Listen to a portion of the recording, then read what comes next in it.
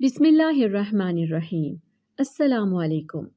میں نے بہت منتیں کر کے اپنے گھر والوں کو اس رشتے کے لیے منایا تھا، کیونکہ میرے گھر والے اس جگہ پر میرا رشتہ کرنے کے لیے ہرگز تیار نہیں تھے۔ میرے بابا چاہتے تھے کہ وہ اپنے بھائی کے بیٹے کے ساتھ میری شادی کر دیں، کیونکہ وہ ایک بہت ہی امیر گھرانہ تھا، اور میرا چچا زاد بھی بہت اچھی نوکری کرتا تھا، کیونکہ وہ بیرون ملک سے پڑھ کر آیا تھا اور بہت بڑا افسر بن چکا تھا۔ پر میرا دل نوریز کے ساتھ لگ چکا تھا، اس لیے میں کسی بھی صورت اس کو حاصل کرنا چاہتی تھی۔ نوریز بھی مجھ سے بے انتہا محبت کرتا تھا، پر اس کے گھر والے بھی میرے گھر والوں کی طرح اس رشتے کے لیے راضی نہیں تھے۔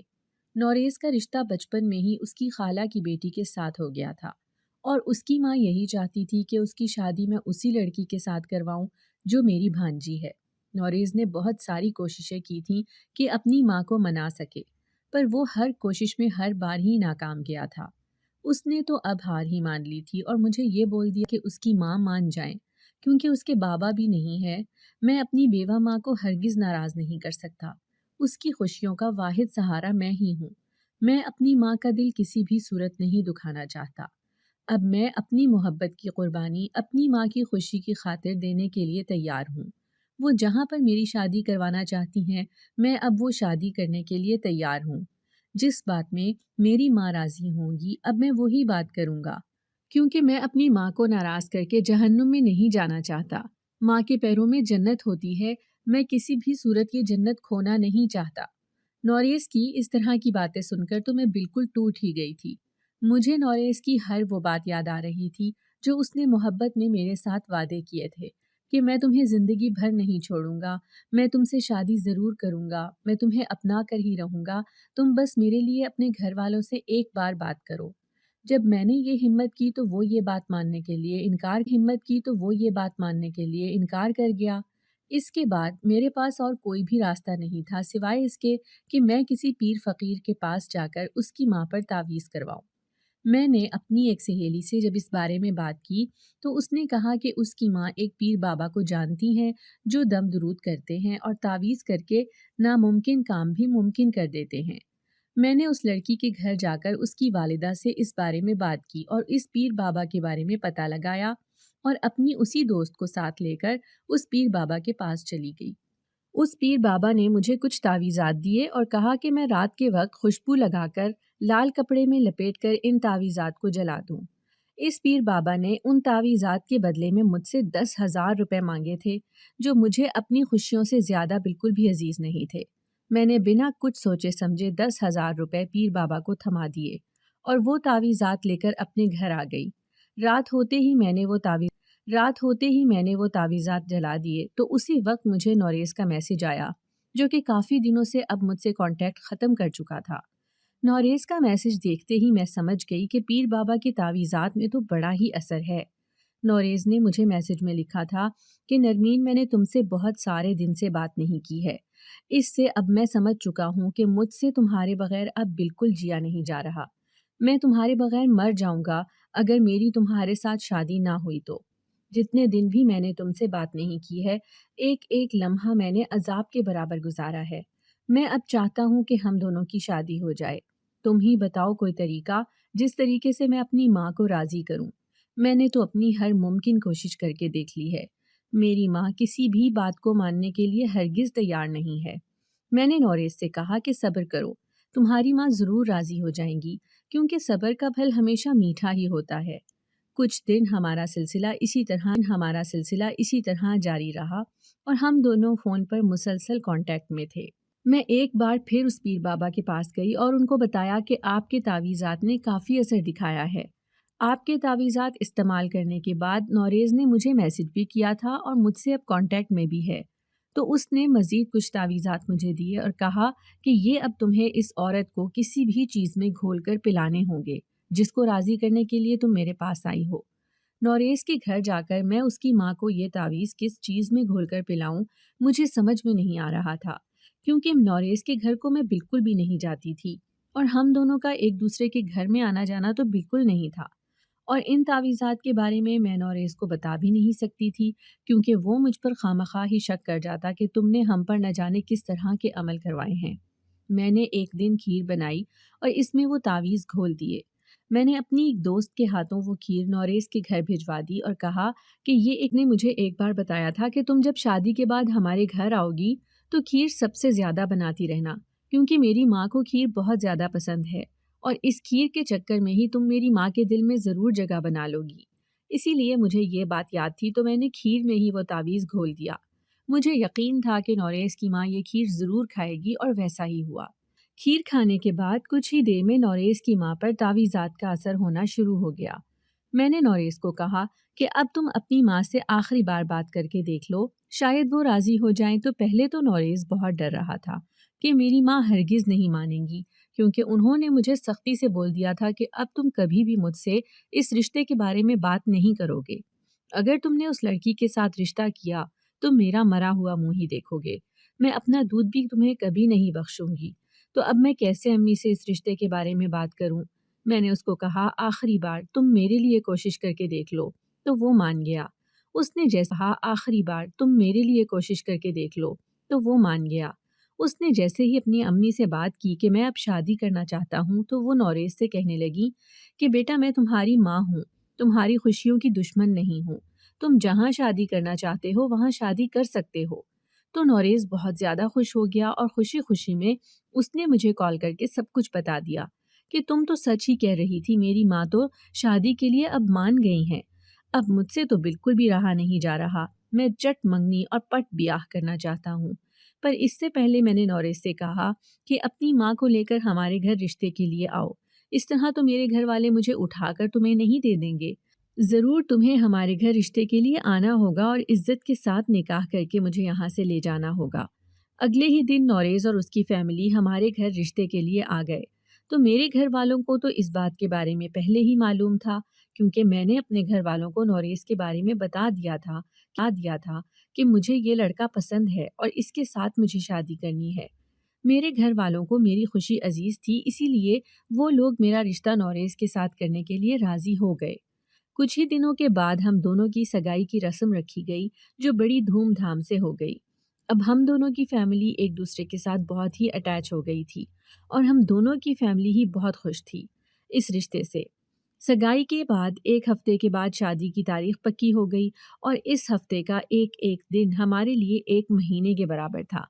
انتظار کر کر کے جب شادی کا دن آ گیا تو ہمیں یقین نہیں ہو رہا تھا کہ ہمیں اپنی خوشیاں ملنے جا رہی ہیں، ہم اپنی محبت کو پانے جا رہے ہیں۔ شادی بھی ہو ہی گئی اور ہم دونوں ایک دوسرے کے ساتھ جڑ گئے۔ شادی کی پہلی رات نوریز مجھ سے وعدہ کر رہا تھا کہ میں زندگی میں کبھی بھی تمہیں کوئی دکھ پہنچنے نہیں دوں گا، میں زندگی کے ہر دکھ سکھ میں تمہارا ساتھ دوں گا اور ہر مشکل وقت میں تم مجھے اپنے ساتھ کھڑا پاؤ گی۔ اس کے اس طرح کے وعدے سن کر میں بہت زیادہ خوش تھی اور اپنے فیصلے پر مجھے فخر محسوس ہو رہا تھا کہ میں نے اس سے شادی کر کے بہت ہی اچھا فیصلہ کیا تھا۔ پر شادی کی اگلی صبح مجھے لگ پتا گیا جب میری ساس میرے کمرے میں آئیں اور مجھے کہنے لگی کہ اٹھو میرے لیے ناشتہ بناؤ۔ میں حیران ہو کر ان کی طرف دیکھنے لگی کہ وہ نئی نویلی دلہن سے کس طرح کام کروا سکتی ہیں، کیونکہ ہمارے ہاں تو رواج ہوتا ہے کہ جب تک دلہن کے ہاتھوں کی مہندی نہیں اترتی تب تک وہ گھر کا کوئی بھی کام نہیں کرتی، پر یہاں تو الگ ہی رواج تھا۔ پھر بھی میں نے نوریز کو یا اس کی ماں کو کچھ بھی نہیں کہا۔ میں نے یہی سوچا کہ جو کام کل کرنے ہیں وہ آج ہی صحیح، اپنا ہی گھر ہے، اب تو ساری عمر ہی مجھے اس گھر کے کام کرنے ہیں، تو ابھی سے کیوں نہ میں ان کاموں میں لگ جاؤں، آگے چل کر مشکل بھی نہیں پیش آئے گی۔ میں اٹھ کر تیار ہو کر جب باہر ناشتہ بنانے کے لیے گئی تو میری ساس ناشتہ ٹیبل پر رکھ کر ابھی خود بیٹھنے ہی والی تھی کہ انہوں نے تو مجھے ناشتہ بنانے کے لیے بولا تھا، تو خود کیسے بنا لیا؟ میں ابھی نوریز کی طرف دیکھنے والی تھی تو اس نے اپنی ماں سے کہا کہ آپ نے ناشتہ خود کیوں بنایا؟ نرمین تو ناشتہ بنانے کے لیے آ ہی رہی تھی۔ تو میری ساس نے اپنے بیٹے سے کہا تمہیں تو پتہ ہی ہے کہ میں شوگر کی مریض ہوں، مجھ سے بھوک بالکل بھی برداشت نہیں ہوتی، تمہاری بیگم صاحبہ جب اٹھیں گی اور تیار ہونے میں اتنا وقت لگا دیں گی تو ہم تو بھوکے ہی مر جائیں گے۔ 1 گھنٹہ پہلے تمہاری بیگم صاحبہ کو کہہ کر آئی تھی کہ ناشتہ بناؤ، پر مجال ہے جو یہ فوراً ہی آ جائے، اس کو تو اپنے ہار سنگار سے فرصت ہی نہیں مل رہی تھی، اسی لیے میں نے اپنے لیے ناشتہ خود ہی بنا لیا ہے۔ اگر تم لوگوں کو ناشتہ کرنا ہے تو اپنی بیوی سے کہو کہ تمہارے لیے ناشتہ بنا دے۔ میں نے باورچی خانے میں جا کر اپنے اور نوریز کے لیے ناشتہ بنایا اور ناشتہ لے کر میں اپنے کمرے میں آ گئی۔ نوریز میری طرف دیکھ کر مجھے کہہ رہا تھا کہ تم کھانا کیوں نہیں کھا رہی، تو میں نے اس کو بول دیا کہ میرا دل نہیں کر رہا کھانا کھانے کو، اس وجہ سے میرا کافی دل دکھا ہے۔ اسی لیے وہ کہہ رہا تھا کہ تم میری ماں کا زیادہ سے زیادہ خیال رکھا کرو، تمہیں تو پتہ ہی ہے نا کہ میں نے ان کی مرضی کے خلاف جا کر یہ شادی کی ہے، وہ تو میری شادی اپنی بھانجی کی طرف کروانا چاہتی تھی، اب تمہیں ہی ان کا کسی بھی طریقے سے دل جیتنا ہے، میں اس معاملے میں کچھ بھی نہیں کر سکتا، تم ساس بہو جانو، میں اپنی ماں سے کچھ بھی نہیں کہہ سکتا، اگر وہ غلط بات بھی بولیں گی تو میں ان کو یہ بھی نہیں کہہ سکتا کہ آپ غلط بول رہی ہیں، اسی لیے تم کبھی بھی میری ماں کی شکایت میرے ساتھ مت لگانا۔ نوریز نے تو ہمیشہ کے لیے میرا منہ بند کر دیا تھا اور کہہ دیا تھا کہ اس معاملے میں کبھی بھی وہ میری مدد نہیں کر سکتا، اس لیے میں نے اب ٹائم سے اٹھنے کی اور سارا کام وقت پر کرنے کی خود کو عادت ڈال دی تھی۔ میں ہر کام وقت پر کر دیا کرتی تھی، پر پھر بھی میری ساس مجھ سے ہرگز خوش نہیں ہوتی تھی۔ نوریز سارا دن جاب پر چلے جاتے تھے اور شام کو 6 بجے واپس آتے تھے۔ جب بھی وہ واپسی پر میرے لیے کوئی کھانے کی چیز لے کر آتے تو اس کی ماں پہلے ہی اس کے ہاتھ سے وہ چیز چھین لیتی اور خود کھانے بیٹھ جاتی، یا پھر جب بھی ہم میاں بیوی اکٹھے کمرے میں بیٹھتے تو وہ آ کر ہمارے ساتھ بیٹھ جاتی، یہ تک نہیں سوچتی تھی کہ ان کی نئی نئی شادی ہوئی ہے، انہیں کچھ وقت کے لیے اکیلا چھوڑ دینا چاہیے۔ ایک رات تو انہوں نے حد ہی کر دی، جب ہم دونوں رات کو سو رہے تھے اور وہ کمرے کا دروازہ کھٹکھٹانے لگی اور کہنے لگی کہ اکیلے میں میرا جی بہت گھبرا رہا ہے، مجھے آپ لوگوں کے کمرے میں سونا ہے۔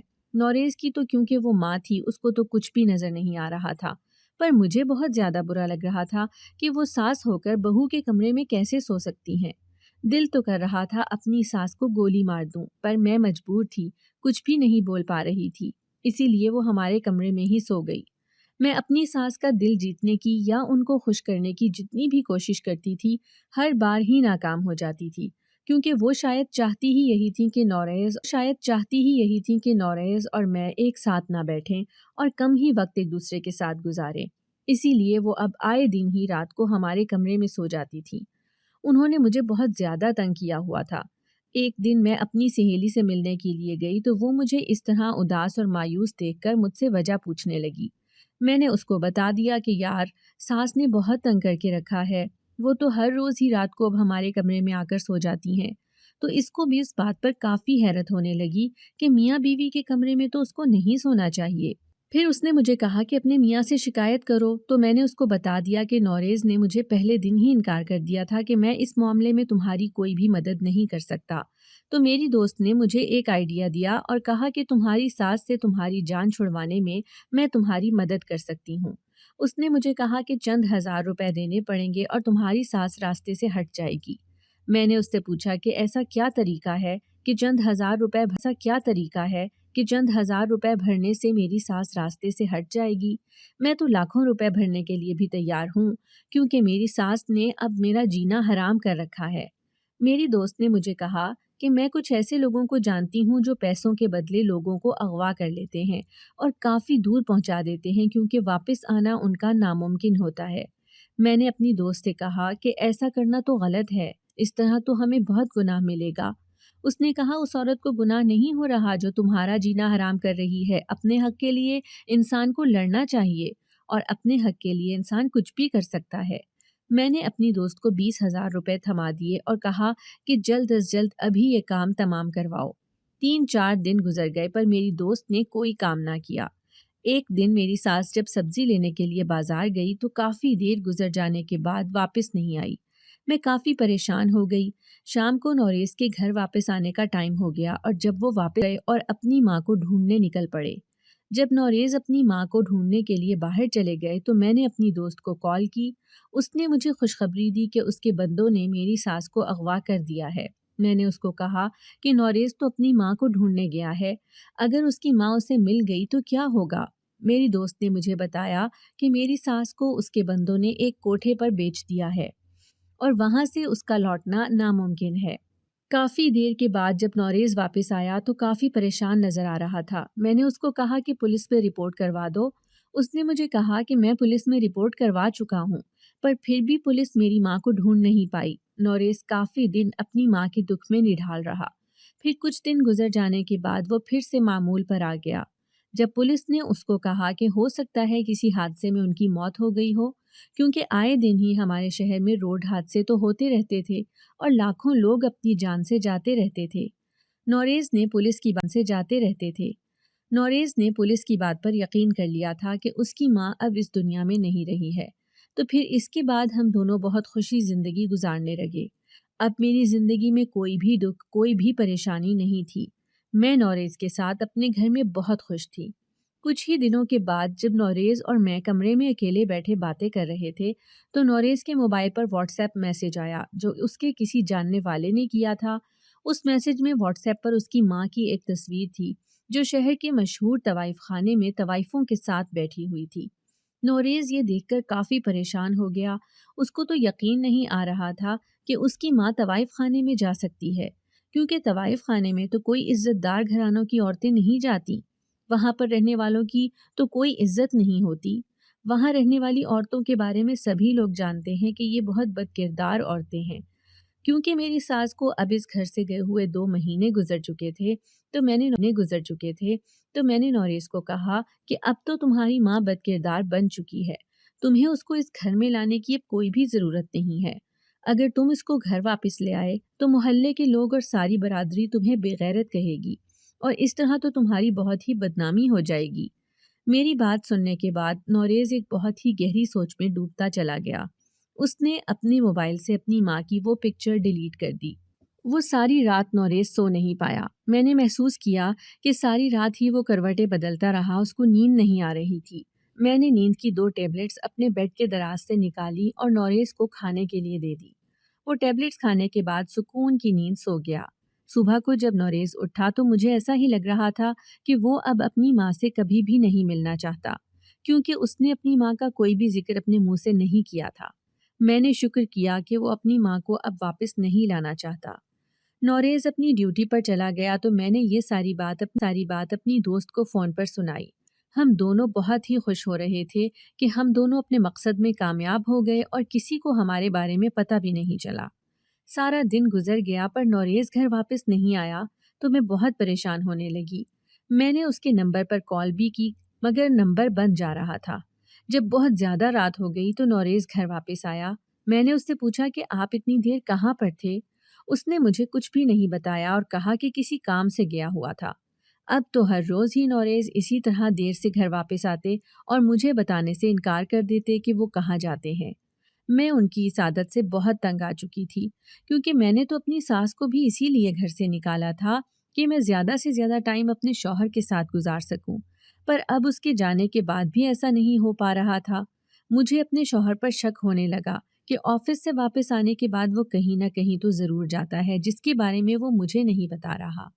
مجھے ایسا ہی لگ رہا تھا کہ میرا شوہر کسی اور عورت کے ساتھ انوالو ہو گیا ہے، جو کہ مجھے بالکل بھی نہیں برداشت تھا۔ دن رات اب میں یہی سوچتی رہتی تھی کہ نہ جانے وہ کون سی عورت ہوگی جس کو میرا شوہر اتنا زیادہ ٹائم دے رہا تھا۔ میرے شوہر نے تو مجھ سے جینے مرنے کے وعدے کیے تھے۔ اس نے تو مجھ سے وعدہ کیا تھا کہ میں تمہارے ساتھ کبھی بھی دھوکہ نہیں کروں گا۔ ابھی یہی سوچ کر میں دن رات روتی رہتی تھی کہ میرے شوہر نے مجھے دھوکہ دیا ہے۔ میں اس سے اس بارے میں کوئی بھی بات نہیں کرتی تھی کیونکہ میں اس کو رنگے ہاتھوں پکڑنا چاہتی تھی۔ میں اب اس موقع کی تلاش میں تھی کہ میرا شوہر مجھے ایک موقع دے دے اور میں اس کو اس عورت کے ساتھ پکڑ سکوں۔ میں نے دل ہی دل میں یہ ارادہ کر لیا تھا کہ اگر سچ میں ہی نوریز کسی عورت کے چکر میں آ گیا ہے تو پھر میں اس سے خلا لے لوں گی، کیونکہ میں اپنا شوہر کسی کے ساتھ بھی شیئر نہیں کر سکتی تھی۔ نوریز کی محبت جھوٹی تھی پر میری محبت بالکل سچی تھی۔ میں ہرگز نہیں چاہتی تھی کہ میں نوریز کی چھٹی کا ٹائم ہو گیا تو وہ آفس سے باہر نکلا، اپنی بائک پر بیٹھ کر وہ ایک دوسری ہی گلی جانے لگا۔ میں نے بھی رکشہ پکڑ کر اس کا پیچھا کیا۔ مجھے سمجھ میں نہیں آ رہا تھا کہ نوریز آخر جا کہاں رہا ہے۔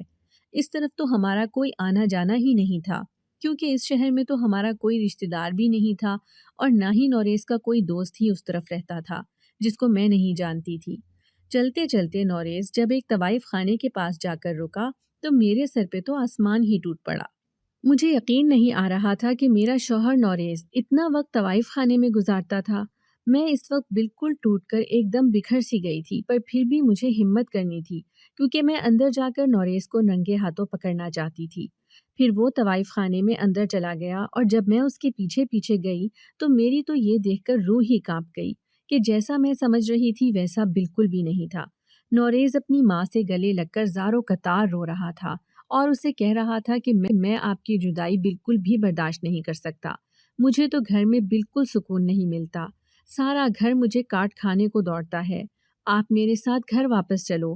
پر اس کی ماں اسے کہہ رہی تھی کہ اگر تم مجھے گھر واپس لے جاؤ گے تو تمہاری سارے شہر میں بدنامی ہو جائے گی، سبھی لوگ تمہیں کہیں گے کہ طوائف خانے سے لائی ہوئی عورت تم نے اپنے گھر میں رکھی ہے۔ دونوں ماں بیٹے اس قدر رو رہے تھے کہ ان کا رونا مجھ سے دیکھا نہیں جا رہا تھا، میری آنکھوں سے بھی آنسو زار و قطار نکل رہے تھے۔ تبھی میں نوریز کے اور اپنی ساس کے پاس گئی تو وہ لوگ مجھے دیکھ کر حیران رہ گئے کہ میں آخر یہاں پر کیسے۔ میں نے ان کو کہا، آپ گھر واپس چلو، ہمیں دنیا کی کوئی پرواہ نہیں ہے، لوگوں کو جو کچھ کہنا ہے کہنے دیجیے، ہمیں آپ کی اور نوریز کی خوشی سے بڑھ کر اب کچھ بھی نہیں ہے۔ آپ کے ہوتے ہوئے گھر میں جو سکون تھا اب وہ بالکل ختم ہو گیا ہے، آپ کو ہمارے ساتھ گھر واپس چلنا ہی ہوگا۔ پہلے تو میری ساس بالکل بھی نہیں مان رہی تھی، پھر جب میں نے ان کی اتنی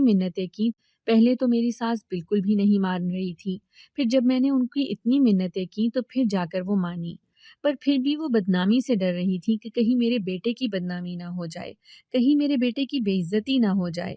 مجھے اپنی کی ہوئی حرکت پر بہت ہی شرم آ رہی تھی کہ مجھے ایک ماں اور ایک بیٹے کو الگ نہیں کرنا چاہیے تھا۔ وہ دونوں کس قدر تکلیف میں تھے اور کس قدر دکھی تھے یہ تو میں سمجھ ہی نہیں سکتی تھی، کیونکہ یہ تو صرف وہ دونوں ہی سمجھ سکتے تھے جن پر گزر رہی تھی۔ میں اپنی ساس کو لے کر اپنے گھر آ گئی تو ہمارے گھر میں میری ساس کے آنے سے پہلے جیسا ماحول ہو گیا۔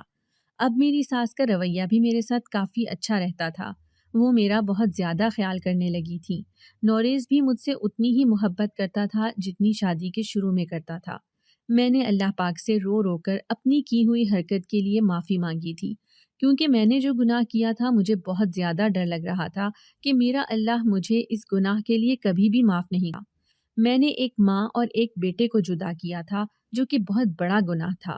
میری اس حرکت کے بارے میں ان لوگوں کو معلوم تو نہیں ہوا تھا، پر پھر بھی میں ان کی نظروں میں بہت شرمندہ ہوتی تھی۔ نوریز اور اس کی ماں سے اب مجھے جو پیار مل رہا تھا میں تو ان کے پیار کے قابل ہی نہیں تھی، کیونکہ میں نے ان کے ساتھ جو دشمنی کی تھی وہ تو معافی کے لائق بھی نہیں تھی۔ اگر ان لوگوں کو پتہ چل جاتا کہ میں نے ہی ان کے ساتھ اس طرح کیا ہے تو مجھے پکا یقین تھا کہ وہ لوگ کبھی بھی مجھے معاف نہیں کریں گے، اس لیے میں نے ان کو نہیں بتایا، کیونکہ میں اپنا گھر خراب نہیں کرنا چاہتی تھی۔ مجھے یقین تھا کہ نوریز کو اس بات کے بارے میں اگر پتہ چل جائے تو وہ مجھے ضرور طلاق دے دے گا۔ مجھے اپنا گھر بچانا تھا، اسی لیے میں نے اپنے گناہوں کی معافی صرف اللہ پاک سے ہی مانگی۔ اگر آپ کو ہماری آج کی کہانی پسند آئی ہے تو ویڈیو کو لائک کیجیے، اور اگر آپ ایسی ہی دلچسپ کہانیاں سننا پسند کرتے ہیں تو ہمارے چینل کو سبسکرائب کیجیے۔ ملتے ہیں کل ایک نئی دل کو چھو جانے والی کہانی کے ساتھ۔